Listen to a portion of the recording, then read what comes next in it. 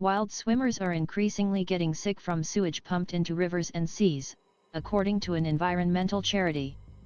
Photographer Alexander Ward had no idea he was putting himself at risk when he entered the River Great Ouse in Cambridgeshire last September. He was taking photos of wild swimmers for a project and didn't realise he had a cut on his leg. After developing flu symptoms, the 38-year-old, from Taddingstone, Suffolk, phoned NHS 111, who told him to go to hospital urgently. Doctors said he had suspected leptospirosis, also called Weil's disease. They put him in isolation and gave him antibiotics for 2 days. It was quite scary, and since then I have never gone into fresh water again, he said.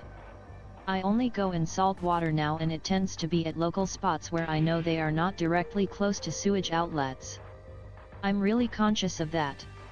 The charity Surfers Against Sewage, SAS, received 720 sickness reports over the last year, submitted via its Safer Seas and Rivers Service app, which alerts swimmers when water companies release sewage. That was an increase compared to the previous year, when 286 people reported falling ill after entering the water, and the same time period in 2019 to 2020, when there were 124 sickness reports. The charity said the number of app users had increased during that period, so it was not an exact comparison, but urgent action was needed to stop more swimmers falling sick. Amy Slack, head of campaigns and policy at SAS, said, "Water companies are still choosing to pour sewage into the ocean and rivers across the country, making us quite literally sick of sewage." Gastroenteritis was the most common illness reported to the charity by wild swimmers after entering the water. Ear, nose, and throat infections were common too, with respiratory, skin and urinary tract infections also reported, it said. Ness Woodcock-Dennis, a public health nurse and lecturer in nursing, is currently recovering from an eye infection after swimming in the River Stour at Manningtree in Essex. "It got so bad that I couldn't see and I had to go to hospital," she said. "I'm really careful and never put my head under the water due to the risks. I was wearing contact lenses and got splashed in the eye. I was worried as soon as it happened," she said.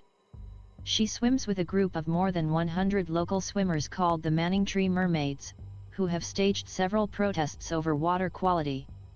"Swimming in the sea is our birthright and we shouldn't have to be worrying about getting sick," she said. "It's frustrating because I already limit my swims and never swim during or after heavy rainfall, when I know that the water companies are allowed to release sewage." Julia Walker, a social worker based in Shoreham, West Sussex, contracted a bacterial and a kidney infection in September after swimming in the sea. "It took me a couple of months to get back in the sea, and now I only swim with my head above water for fear of becoming ill again. It makes me very angry that the water companies are affecting how I use the water," she said. SAS issued 9,216 sewage pollution alerts over the last year, it says in a new report. The campaign group monitors water quality at over 400 locations around UK rivers and coastlines. Water firms are only permitted to release sewage in unusually heavy rainfall, but SAS said it found evidence of at least 146 dry spills, when there had been no rain. Ms. Slack, from SAS, said this was detrimental to both environmental and public health.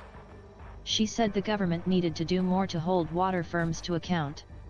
"It's high time the government stepped up and took real action to curb their destructive and selfish behaviour," she said. According to data from the Environment Agency, UK water firms discharged raw sewage more than 770,000 times over the course of 2020 and 2021. It has just released data for May to September 2022, which shows sewage was released 5,504 times across more than 15,000 hours. Anne Leonard, an environmental epidemiologist and microbiologist based at the University of Exeter, said she was growing increasingly concerned about the presence of antibiotic-resistant bacteria in sewage. "We are running out of antibiotics that are effective against the most resistant bacteria, so keeping sewage away from our rivers and beaches is a key public health intervention to reduce preventable infections and limit our reliance on antibiotics," she said. A spokesperson at Water UK, an organisation representing UK water and wastewater service suppliers, said water companies agreed there was an urgent need to tackle storm overflows. A new infrastructure programme will deliver €56 billion of improvements if approved by regulators, Water UK said. To accelerate progress further, we need the government to end housing developers' uncontrolled connections to sewers without first knowing their capacity, and to end the flushing of wet wipes made from materials that cause blockages and fatbergs. Both are major causes of sewer overloading and spills. We also need the government to implement existing legislation in order to increase the use of sustainable drainage systems on new developments as a means of reducing the volume of rainwater entering the sewer system, the spokesperson added.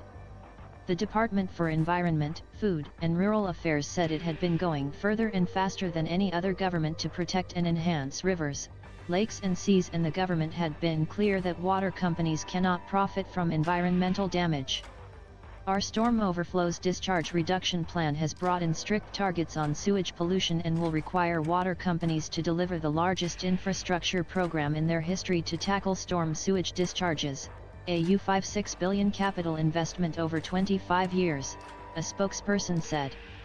Through increased monitoring and transparency, driven by government, the regulators have launched the largest criminal and civil investigations into water company sewage treatment works ever. Regulators will use all options for robust enforcement action and will continue to prioritize action to protect bathing waters and high-priority nature sites. Find BBC News, East of England on Facebook, Instagram, and Twitter. If you have a story suggestion, email eastofenglandnews@bbc.co.uk. The BBC is not responsible for the content of external sites.